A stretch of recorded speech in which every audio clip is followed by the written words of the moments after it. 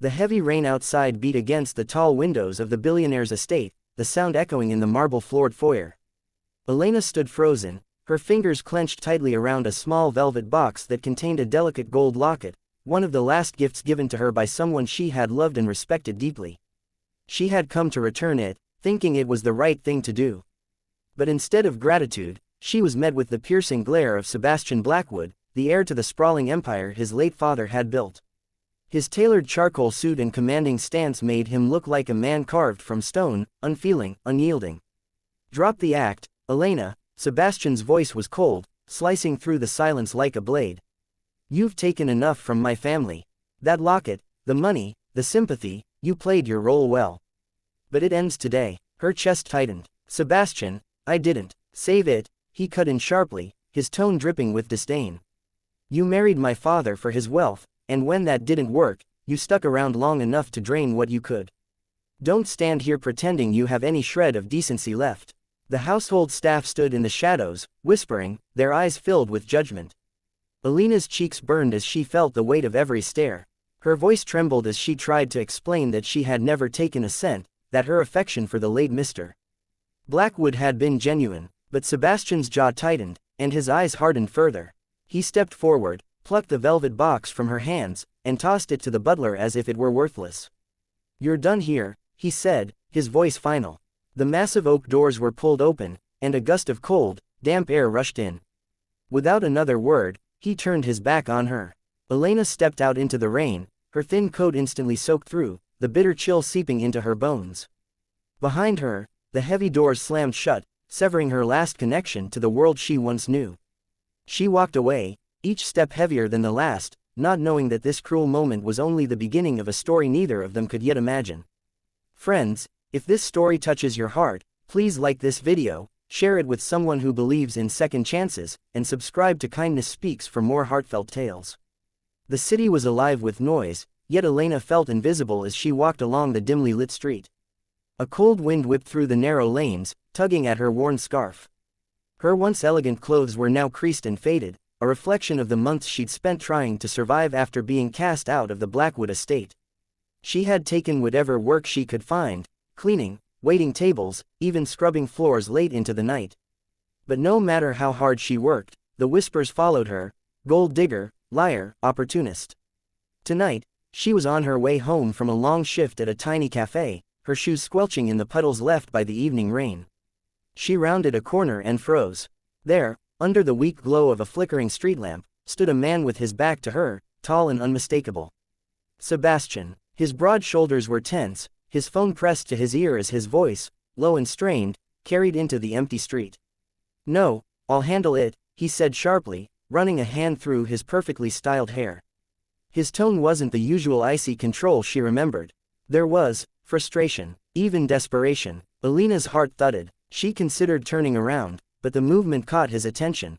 He turned, and for a split second, something unreadable flickered in his eyes: surprise. Guilt. It was gone in an instant, replaced by that same hard stare she'd come to know all too well. "What are you doing here?" His words were clipped, defensive. "I work here." "Not that it's any of your concern," she replied, keeping her voice steady despite the storm churning inside her. Sebastian's gaze swept over her, lingering for just a fraction longer than it should have on the frayed edges of her coat. "Looks like you've found a way to survive without stealing from anyone." Her chest tightened, but she refused to let him see the hurt. "Some of us know how to work for a living." They stood in silence, the air between them taut, the flickering lamp casting shifting shadows across their faces.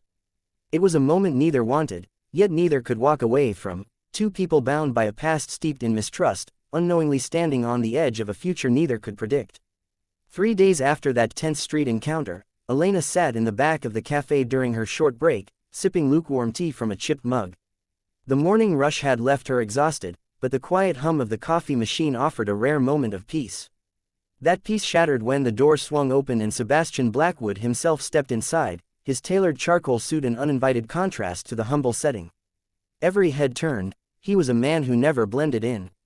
"Elena," he said, his deep voice slicing through the murmur of the cafe. She set her mug down slowly, wary. "What do you want?" she asked, not hiding the edge in her tone. He didn't sit. just stood before her like a storm cloud ready to break. I have a proposition. Her brows knit together. I'm not interested in your propositions, Sebastian. This one, he said, lowering his voice so only she could hear, could solve both our problems. She almost laughed at the audacity.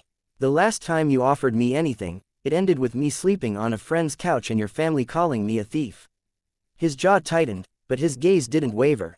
I need a wife, temporarily, for business reasons. You need a home, a way out of this. His eyes flicked to the cafe walls as if the modest place spoke volumes. Her stomach nodded. So now I'm a charity case. No, you're the only woman I know who can play the part and won't fall in love with me. She froze, stung by the bluntness, but a flicker of curiosity crept in despite herself.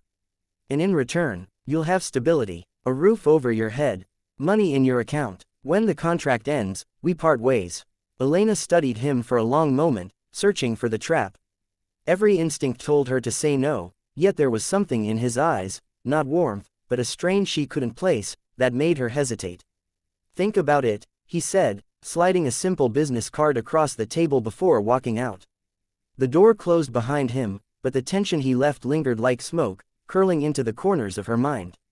Rain streaked the blacked-out windows of the limousine as Elena sat stiffly in the leather seat, her fingers nervously twisting the strap of her worn handbag. Across from her, Sebastian was silent, focused on his phone, his expression unreadable. The contract had been signed that morning, cold ink on colder paper, and now she was on her way to live in a world that had once spat her out. When the car turned up the long driveway, the sprawling Blackwood estate came into view, its towering stone facade illuminated by warm golden lights. It was beautiful in the way a cathedral is, grand, awe-inspiring, and a little intimidating. Inside, polished marble floors gleamed beneath an enormous crystal chandelier. Elena's scuffed boots looked almost offensive against the perfection. Sebastian led the way through echoing halls until they reached a guest wing. This will be your room, he said, pushing open a door to reveal a suite larger than her entire old apartment. Plush cream carpets, floor-to-ceiling windows, a bed dressed in silk. She hesitated in the doorway. It's too much. It's standard here, he replied flatly, already turning to leave. Sebastian, she began, but he stopped, his back to her. This is temporary. We're both adults. Keep up appearances in public, and behind closed doors, stay out of my way. It'll work. The words stung more than she expected. She forced a brittle smile. Fine, I'll be invisible. That night, after he'd retreated to his own wing, Elena wandered into the silent kitchen. She made herself tea, the faint clink of the spoon echoing in the vast room. It felt like living inside a museum, beautiful but hollow. From the hallway, she heard faint footsteps. Sebastian appeared in the doorway, no jacket now, sleeves rolled up, hair slightly tousled. For a moment, without the armor of his business persona, he looked almost human. You're still awake, he said. Couldn't sleep, she murmured, lifting her mug. He gave a curt nod and left without another word, but Elena noticed something strange. His eyes lingered on her a fraction longer than necessary. It was the smallest crack in his icy exterior, and it unsettled her more than his coldness ever had. The morning broke with a pale gold light spilling through Elena's windows, softening the sharp edges of the unfamiliar room. She dressed simply, faded jeans, a cream sweater, and told herself she would face the day with quiet dignity. Still, her heart thudded when she remembered Sebastian's lingering glance the night before. She found him in the garden, speaking to the groundskeeper. The winter air was crisp, the scent of pine heavy in the breeze.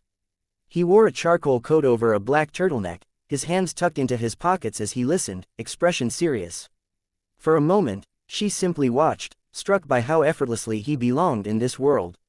When his gaze met hers, something unreadable passed between them. He walked over. You're up early. Couldn't sleep much, she admitted, brushing a strand of hair from her face. He hesitated, then offered, join me for breakfast. It was the first time his voice didn't have that cool, measured detachment. Inside, the dining room looked like something out of an old European estate, high ceilings, gleaming silverware, fresh flowers at the center of the table. A staff member brought out warm croissants, fresh fruit, and steaming coffee. Elena sat opposite him, unsure where to place her hands. Halfway through the meal, a sudden burst of laughter from outside caught her attention. A golden retriever came bounding in through the open terrace door, muddy paws skidding on the polished floor. Elena's eyes lit up instantly. Ranger, Sebastian said sharply, but Elena laughed, crouching to pet the dog as it pushed its head into her hands. You didn't tell me you had a dog, she said, looking up at him. He shrugged, but there was a flicker of warmth in his eyes. Didn't think it mattered. It does, she murmured, scratching Ranger's ears. For a long moment, Sebastian just watched her easy smile, the way her shoulders seemed to relax.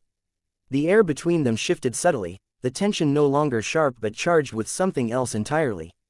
It wasn't love, not yet, but it was the first sign that perhaps this arrangement could become something neither of them had expected. If this story moved you, please share it, leave your thoughts in the comments, and subscribe to Kindness Speaks for more stories of love, redemption, and hope.